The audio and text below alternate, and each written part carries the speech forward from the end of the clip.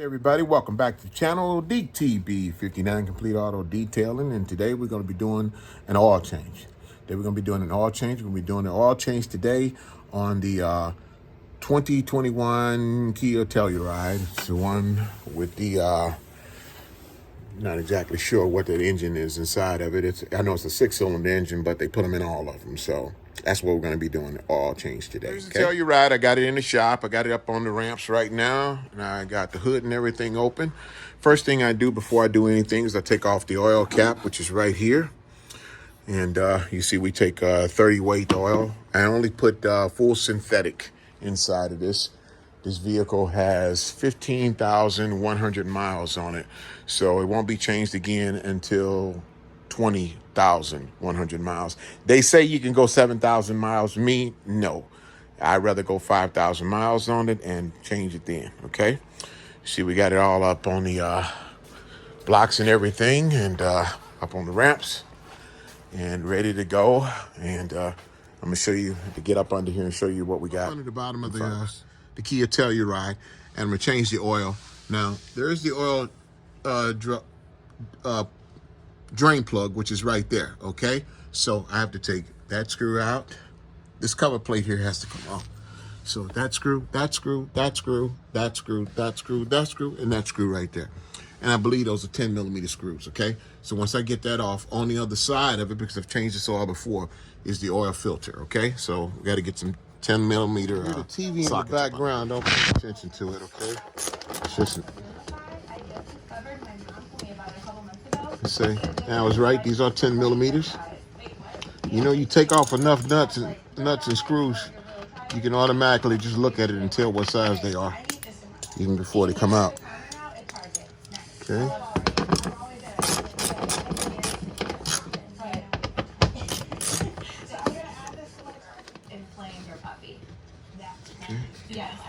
Once you, we got one more. Forgot this one right here in the middle. This is the last screw, which is right here. I say once you pull that loose, the thing about it is that, you know, it's a newer vehicle. It's a 21. It's only a couple of years old and hardly any miles on it. Haven't been driven anywhere. That comes out, okay? Now, that's where the oil filter is, which is right there, and that's the oil drain plug. I'm gonna take the drain plug out, drain that first, and then drain the oil filter out. Drain plug takes a 17mm screw, and I hope you can see that there. I'm gonna lay that about right there. Hopefully you all can see that.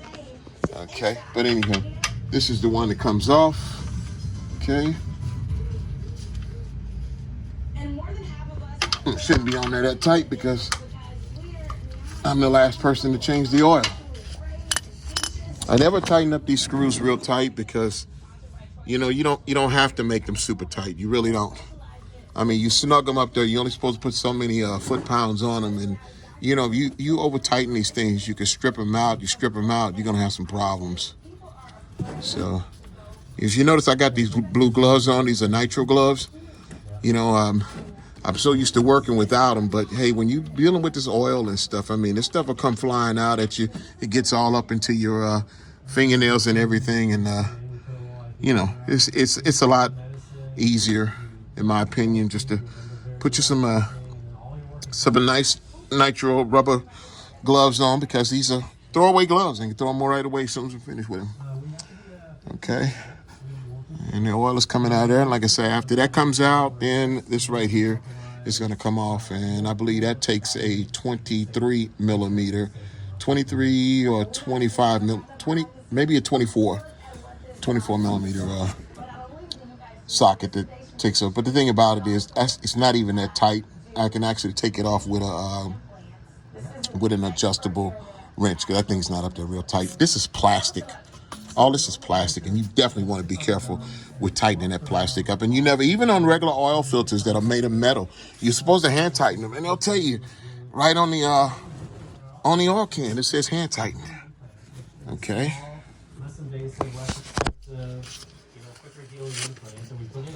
Oil pan drain.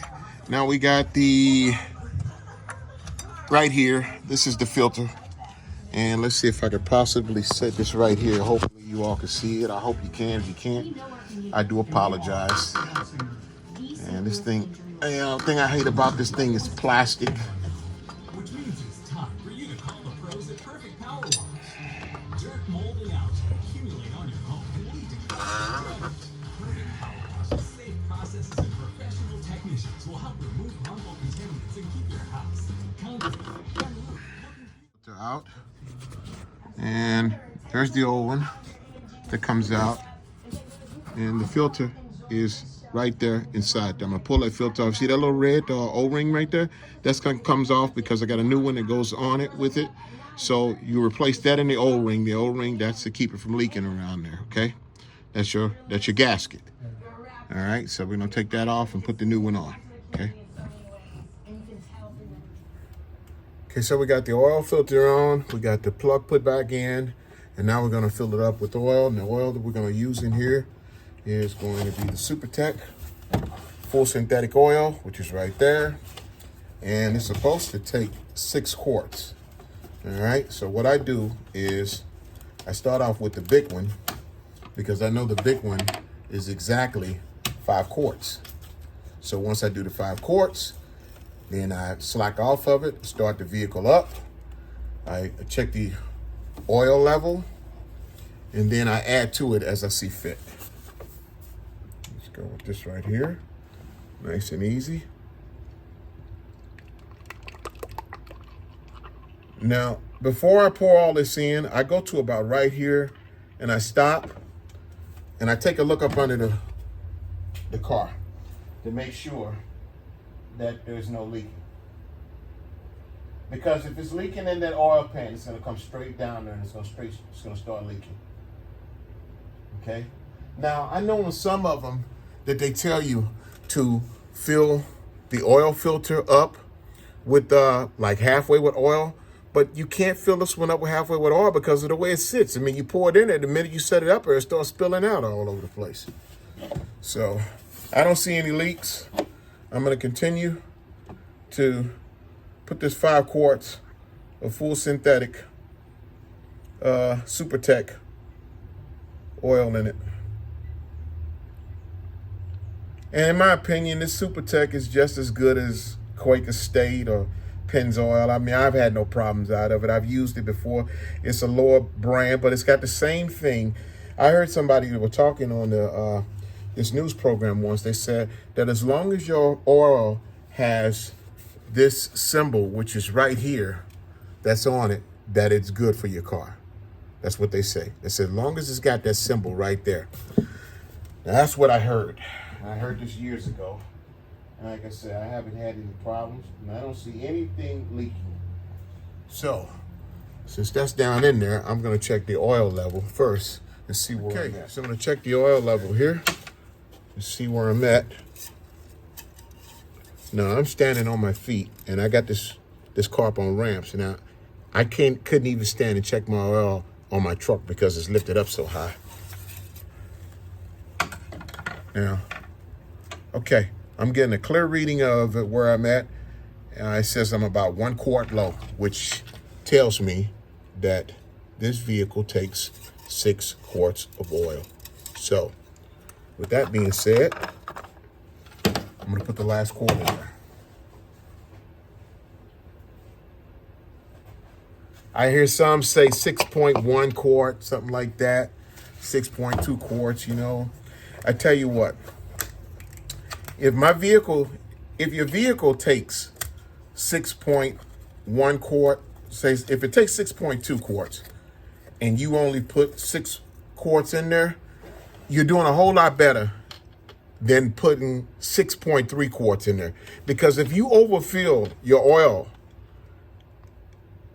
chances are, and they tell you never overfill your oil, because if you overfill that oil's got to come out somewhere because of the combustion and the pressure that's up on it. And it'll come out through your gaskets, through your valves and your gasket. I've seen that happen before.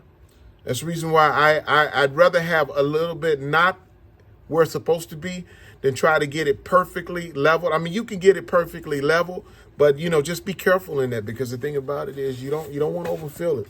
You overfill and you overfill your crankcase with oil, and you know, you ain't gonna have a good Christmas afterwards. Trust me, you won't.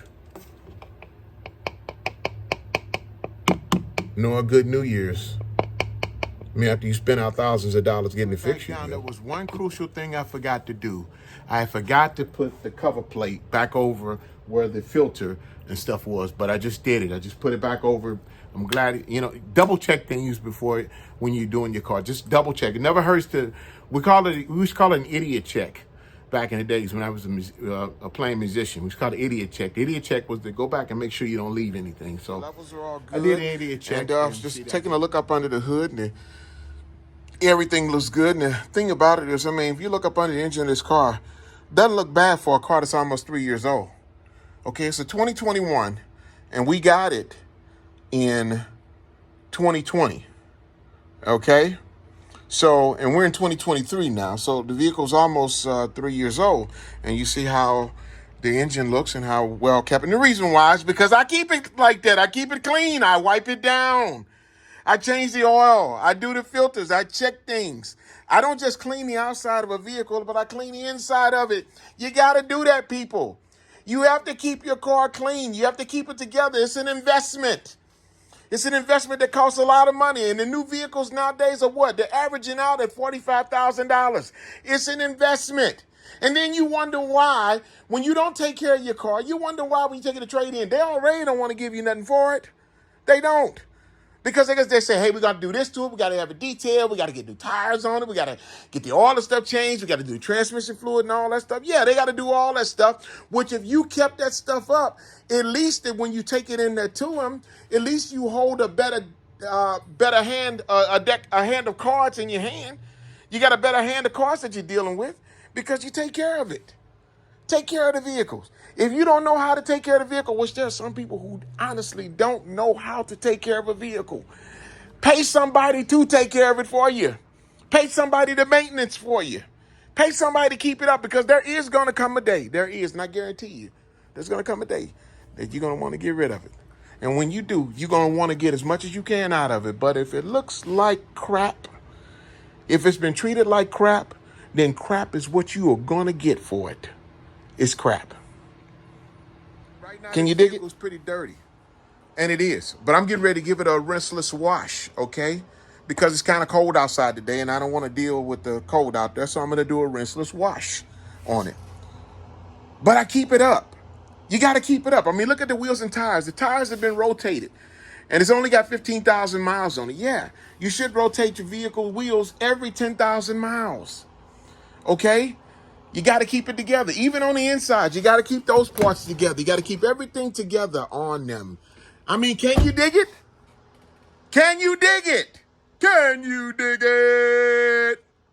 Okay, I'm messing around now. That's from the movie The Warriors, okay? Cyrus from The Warriors.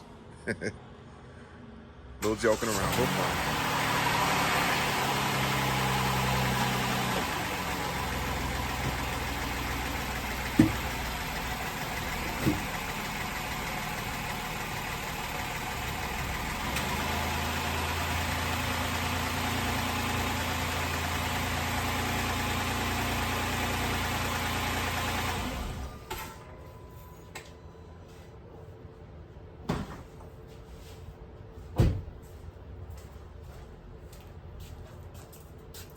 So now we got it down. Give it a second. I want to check the oil level. Now, I use these to put the old oil in, and I got like about 6 or 7 of them parked over on the side. And one day I'm going to take them over to the auto store and give it to them, because that's how you dispose of your old oil. And you know, the old oil that you dispose of, they make fresh new oil out of it. I know they do. They said that they do. Okay. So we're going to check the level of it.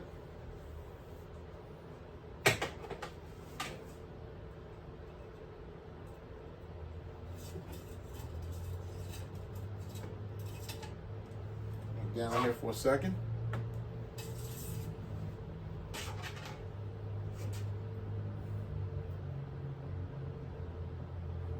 And I'm just about right at the full line.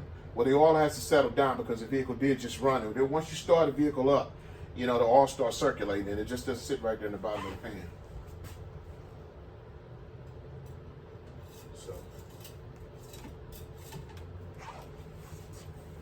So that completes it for the oil change of the 2021 Telluride. It's been changing now. It's 15,100 miles on it. I'll write it down. I'll document it. I'll write it down and keep a note of it. So therefore, I'll be ready to change it again when the odometer hits 20,100 miles. So that'll be 5,000 miles. I go every 5,000 miles, and that'll be 7,000 miles. Thank y'all so much for joining the channel. I hope y'all got something out of it. I really do. Thank you for your likes. Thank you for your subscription. I'm steady trying to get more and more subscribers. Please subscribe to the channel. That's DeekTB59. Okay, and I'm located on the YouTube channel, also on Instagram as well, and on Facebook. So please hit those likes, hit those subscribe buttons. I appreciate it. I thank y'all for joining in today. Y'all have a wonderful day. God bless you, and thank you kindly.